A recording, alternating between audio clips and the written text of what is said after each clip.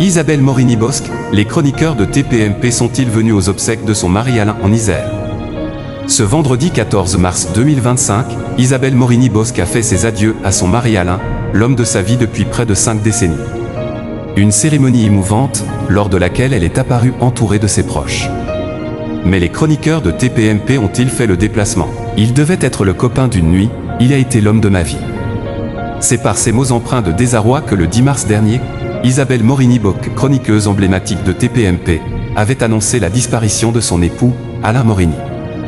Celui qui partageait sa vie depuis 47 ans s'est éteint des suites d'une leucémie, une maladie contre laquelle il s'est battu courageusement, toujours soutenu par son épouse. Car pour Isabelle Morini-Bosc, Alain était tout, son rock, son équilibre, son confident.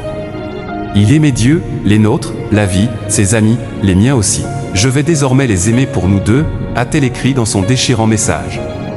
Ingénieur chimiste de profession, Alain Morini était moins habitué à la lumière des projecteurs que son épouse. En 2017, il avait néanmoins accepté de participer à une émission spéciale de Family Battle sur C8, avec son épouse et leur fils unique, Guillaume, aujourd'hui âgé de 34 ans. Deux piliers dans sa vie, qui étaient évidemment présents à ses obsèques, célébrées ce vendredi 14 mars. Isabelle Morini-Bosc apporte une touche de rouge aux obsèques de son mari Alain. C'est en l'église des Abrets en Dauphiné, en Isère, que les adieux ont eu lieu. Un lieu symbolique pour Alain Morini, car il y a grandi.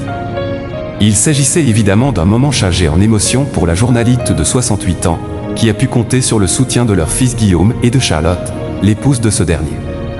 Tous deux sont toutefois restés à l'intérieur de l'église après la cérémonie, comme le souligne Paris Match, qui a dévoilé des clichés, contrairement à Isabelle Morini-Bosc, aperçue sur le parvis avec plusieurs proches, dont le journaliste Hugo Magnien. En revanche, aucun chroniqueur ne touche pas à mon poste n'est visible sur les images des agences de presse. A priori, il n'était donc pas présent, même s'il se pourrait qu'il soit resté à l'intérieur et ait ainsi échappé aux objectifs. Isabelle Morini-Bosc, elle, est en tout cas restée fidèle à ses habitudes.